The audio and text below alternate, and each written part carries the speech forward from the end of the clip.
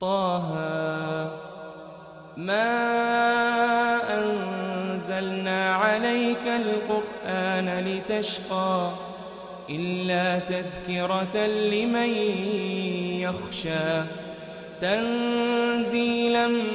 ممن خلق الأرض والسماوات العلى الرحمن على العرش استوى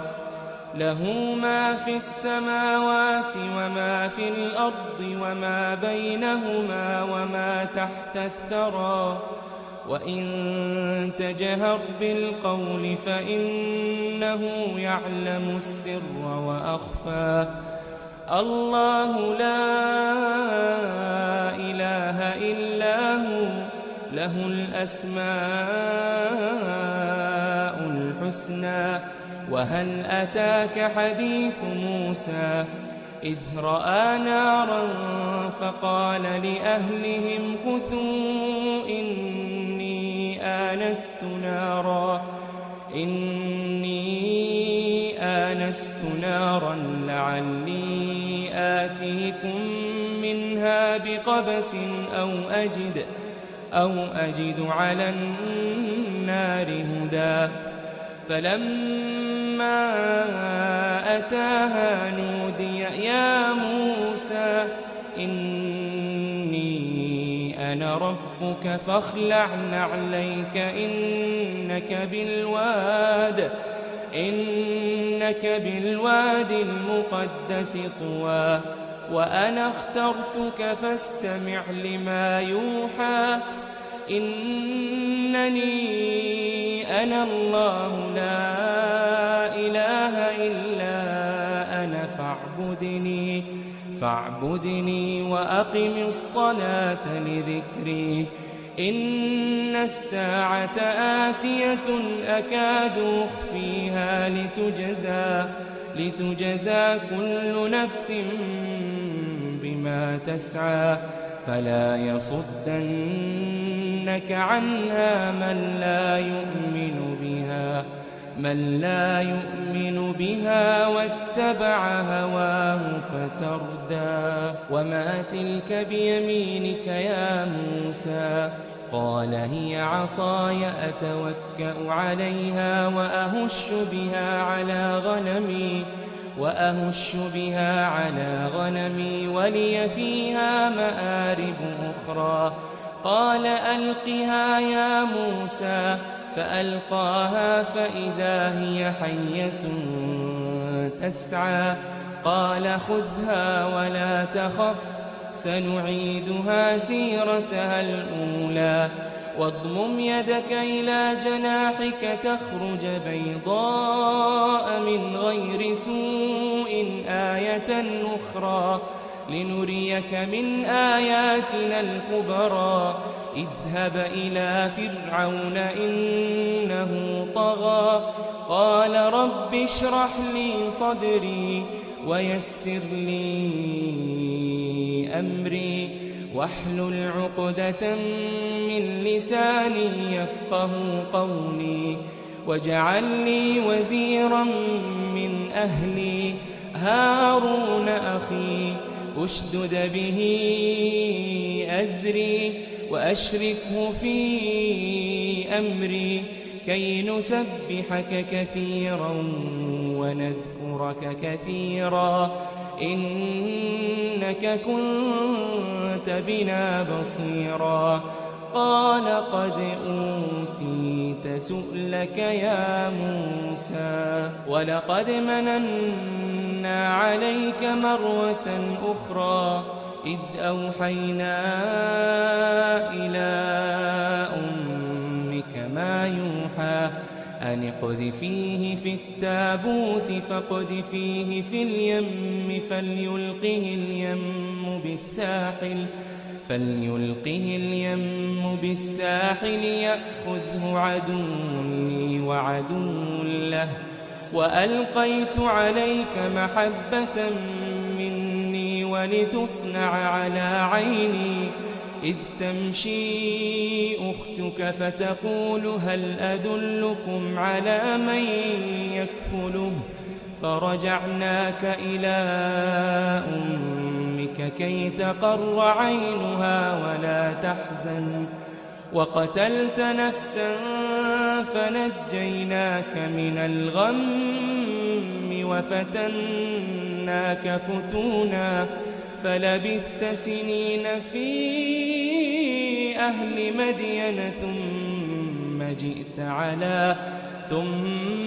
جئت على قدري يا موسى واصطنعتك لنفسي اذهب أنت وأخوك بآياتي ولا تنيا في ذكري اذهبا إلى فرعون إنه طغى فقولا له قولا لينا لعله يتذكر أو يخشى قالا ربنا إننا نخاف أن يفرط علينا أو أن يطغى قال لا تخافا إنني معكما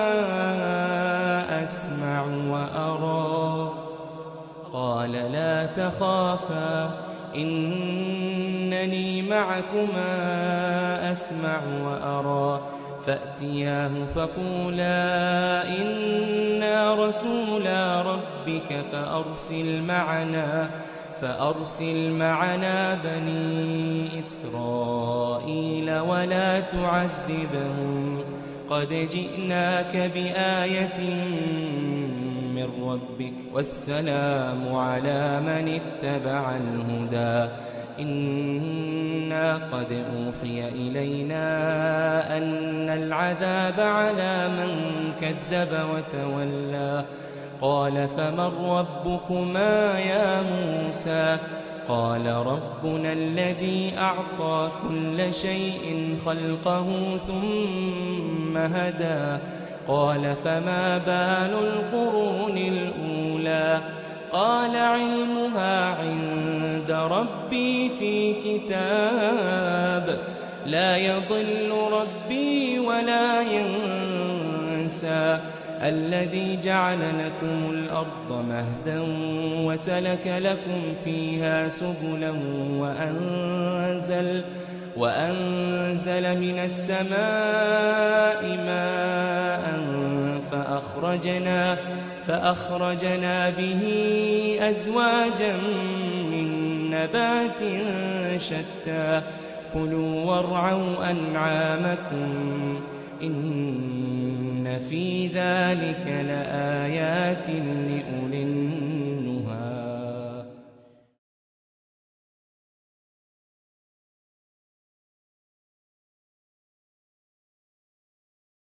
ولقد أريناه آياتنا كلها فكذب وأبى قال أجئتنا لتخرجنا من أرضنا بسحرك يا موسى فلنأتينك بسحر مثله فاجعل بيننا وبينك موعدا لا نخلفه نحن ولا أنت مكانا سوى قال موعدكم يوم الزينة وأن يحشر الناس ضحى فتولى فرعون فجمع كيده ثم أتى قال لهم موسى ويلكم لا تفتروا على الله كذبا فيسحتكم بعذاب وقد خاب من افترى فتنازعوا أمرهم بينهم وأسروا النجوى قالوا إن هذان لساحران يريدان أن يخرجاكم من أرضكم بسحرهما من أرضكم بسحرهما ويذهبا بطريقتكم المثلى فأجمعوا كيدكم ثم أتوا صفا وقد أفلح اليوم من استعلى. قالوا يا موسى إما أن تلقي وإما أن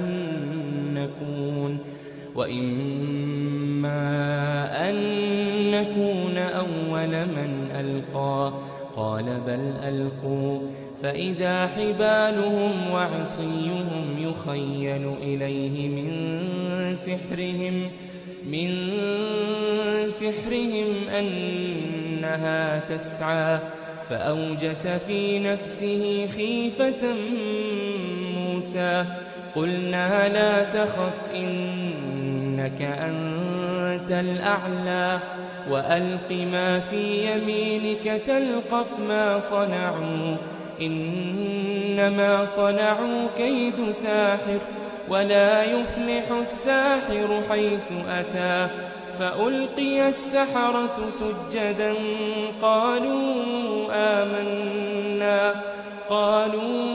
آمنا برب هارون وموسى. قال آمنتم له قبل أن آذن لكم إنه لكبيركم الذي علمكم السحر فلأقطعن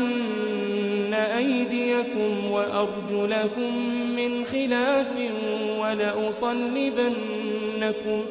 ولأصلبنكم في جذوع النخل ولتعلمن أينا أشد عذابا وأبقى. قالوا لن نؤثرك على ما جاءنا من البينات والذي فطرنا فاقض ما أنت قاض إنما تقضي هذه الحياة الدنيا إنا آمنا بربنا ليغفر لنا خطايانا وما أكرهتنا عليه من السحر والله خير وأبقى. إنه من يأت ربه مجرما فإن له جهنم لا يموت فيها ولا يحيا. ومن يأته مؤمنا قد عمل الصالحات فأولئك لهم الدرجات العلى. جنات عدن تجري من تحتها الأنهار خالدين فيها وذلك جزاء من تزكى. ولقد أوحينا إلى موسى أن أسر بعبادي فاضرب لهم طريقا في البحر يبسا لا تخاف دركا ولا تخشى. فأتبعهم فرعون بجنوده فغشيهم من اليم ما غشيهم وأضل فرعون قومه وما هدى. يا بني إسرائيل قد أنجيناكم من عدوكم وواعدناكم جانب الطور الأيمن ونزلنا عليكم المن والسلوى. كلوا من طيبات ما رزقناكم ولا تطغوا فيه فيحل عليكم غضبي ومن يحلل عليه غضبي فقد هوى وإني لغفار لمن تاب وآمن وعمل صالحا ثم اهتدى وما أعجلك عن قومك يا موسى قال هم أولئك على أثري وعجلت إليك رب لترضى قال فإنا قد فتنا قومك من بعدك وأضلهم السامري فرجع موسى إلى قومه غضبان أسفا قال يا قوم ألم يعدكم ربكم وعدا حسنا أفطال عليكم العهد أم أردتم أن يحل عليكم غضب من ربكم فأخلفتم موعدي قالوا ما أخلفنا موعدك بملكنا ولكننا حملنا أوزارا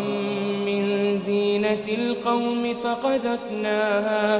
فقذفناها فكذلك ألقى السامري فأخرج لهم عجلا جسدا له خوار فقالوا هذا إلهكم وإله موسى فنسي أفلا يرون ألا يرجع إليهم قولا ولا يملك لهم ضرا ولا نفعا ولقد قال لهم هارون من قبل يا قوم إنما فتنتم به وإن ربكم الرحمن فاتبعوني وأطيعوا أمري قالوا لن نبرح عليه عاكفين حتى يرجع إلينا موسى قال يا هارون ما منعك إذ رأيتهم ضلوا ألا تتبعني أفعصيت أمري قال يا ابن أم لا تأخذ بلحيتي ولا برأسي إني خشيت أن تقول فرقت بين بني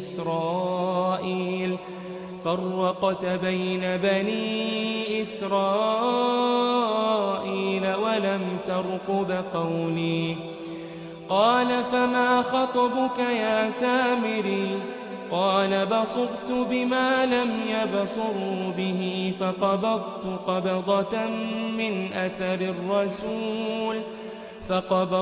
قبضة من أثر الرسول فنبذتها وكذلك سولت لي نفسي قال فاذهب فإن لك في الحياة أن تقول لا مساس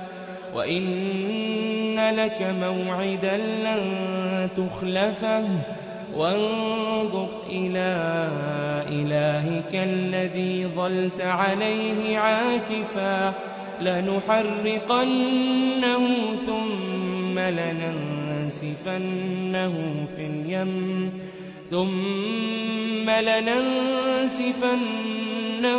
اليم نسفا إنما إلهكم الله الذي لا إله إلا هو وسع كل شيء علما كذلك نقص عليك من أنباء ما قد سبق وقد آتيناك من لدنا ذكرا من أعرض عنه فإنه يحمل يوم القيامة وزرا خالدين فيه وساء لهم يوم القيامة حملا يوم ينفخ في الصور ونحشر المجرمين يومئذ زرقا يتخافتون بينهم إن لبثتم إلا عشرا نحن أعلم بما يقولون إذ يقول أمثلهم طريقة إن لبثتم إلا يوما ويسألونك عن الجبال فقل ينسفها ربي نسفا فيذرها قاعا صفصفا لا ترى فيها عوجا ولا أمتا يومئذ يتبعون الداعي لا عوج له وخشعت الأصوات للرحمن فلا تسمع إلا همسا يومئذ لا تنفع الشفاعة إلا من أذن له الرحمن ورضي له قولا يعلم ما بين أيديهم وما خلفهم ولا يحيطون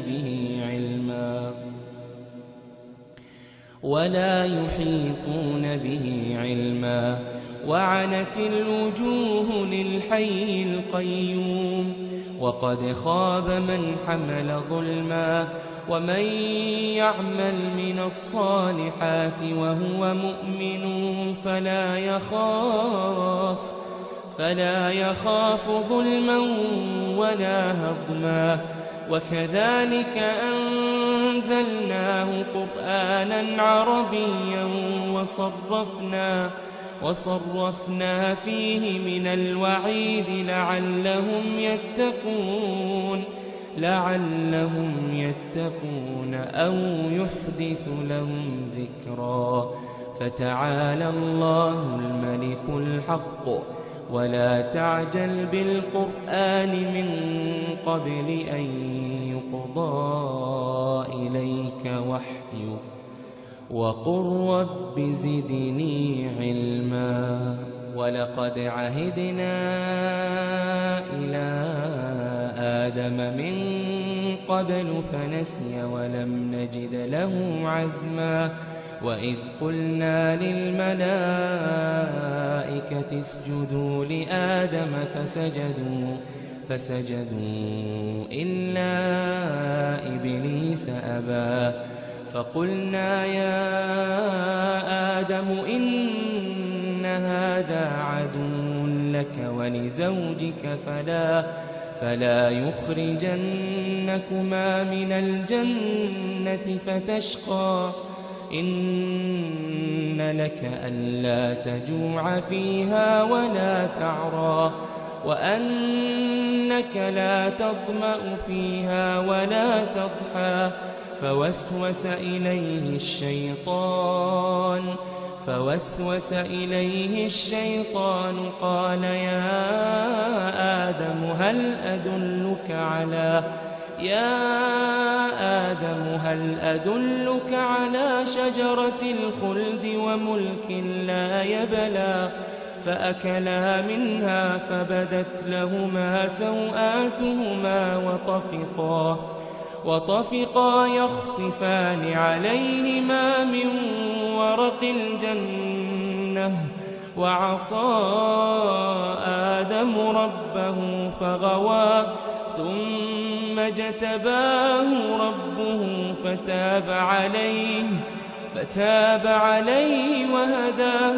قال اهبطا منها جميعا بعضكم لبعض عدو فإما يأتينكم مني هدى فمن اتبع هداي فلا يضل ولا يشقى ومن أعرض عن ذكري فإن له معيشة ضنكا ونحشره يوم القيامة أعمى قال رب لم حشرتني أعمى وقد كنت بصيرا قال كذلك أتتك آياتنا فنسيتها وكذلك اليوم تنسى وكذلك نجزي من أسرف ولم يؤمن بآيات ربه ولعذاب الآخرة أشد وأبقى أفلم يهد لهم كم أهلكنا قبلهم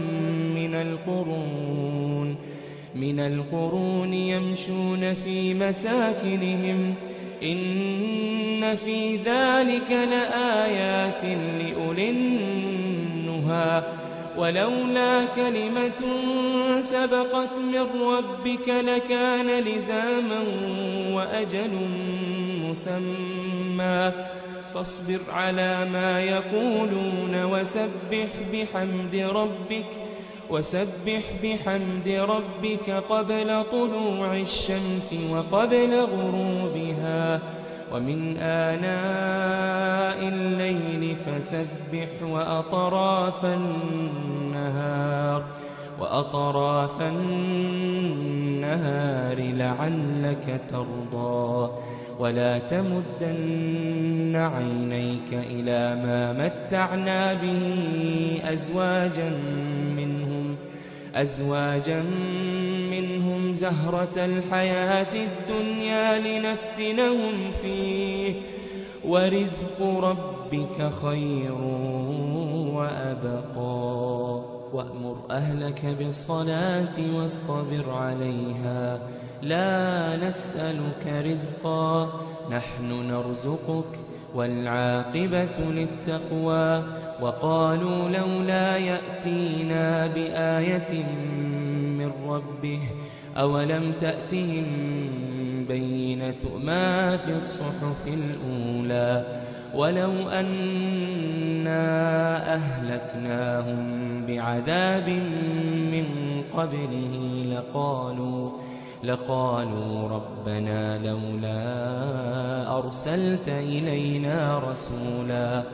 ربنا لولا أرسلت إلينا رسولا فنتبع آياتك من قبل أن نذل ونخزى قل كل متربص فتربصوا فستعلمون من أصحاب الصراط السوي ومن اهتدى.